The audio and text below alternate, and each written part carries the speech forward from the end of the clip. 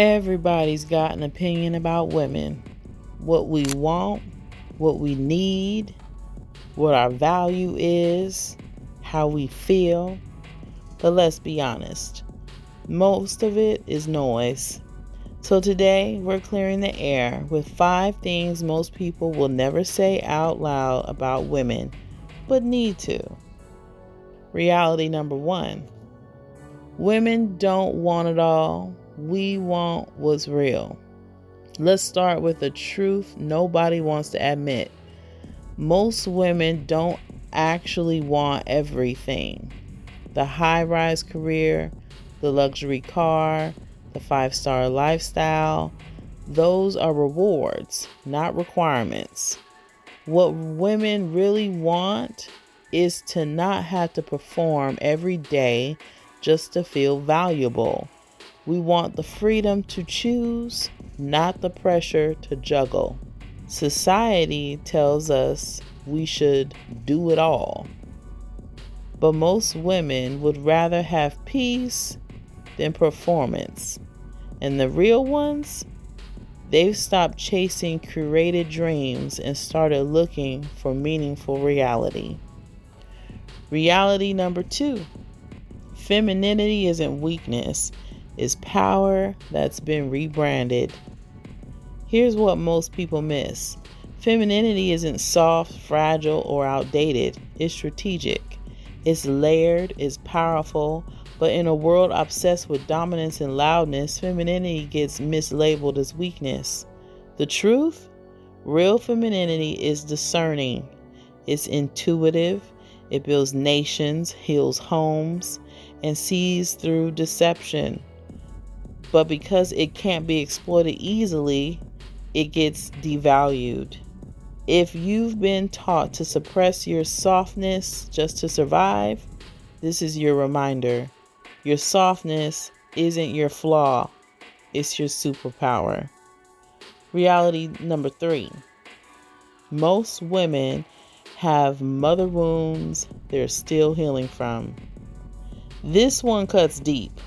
A lot of women are walking around with silent pain because the woman who raised them didn't know how to love them, only how to raise them.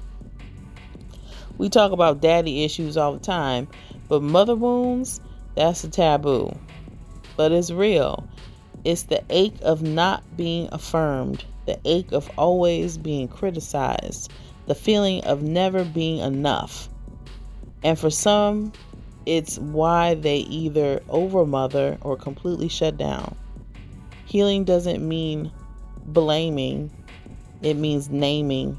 Until we name it, we repeat it quietly, generation after generation. And this is so true. You really have to be aware of what you're doing when you're raising your children, because it could be something that your mother did to you that you didn't entirely heal from. Reality number 4.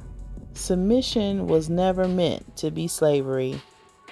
The word submission has been abused for centuries, but biblically, submission was never about silence, suffering, or servitude. It was about order, not oppression. True submission is mutual. It's anchored in love, not control. It says, I trust your leadership, not because I'm weak, but because you're submitted to something greater than both of you. Too many women have submitted to chaos, to idiots, ego, and narcissism, and called it faith. Let's be clear. Submission without covering is exploitation, and God never signed off on that. Reality number 5. Most women are exhausted from being strong. I totally agree with this. The strong black woman, the independent queen, the boss chick, they've all become masks. And under those masks, burnout, bitterness, bone deep exhaustion. We weren't designed to carry it all, but many of us never had a choice. And now we're just trying to function. But here's the hard truth. Survival mode is not sustainable. It robs us of joy, relationships, and identity. It's not weak to want rest. It's not wrong to want help. And it's not selfish to say, I'm tired of being the strong one all the time. If any of this hit home, you're not alone and you're not broken. You're just waking up. And sometimes waking up means realizing the lies we were told and fed were never nourishment. If this video made you feel seen, don't just heal.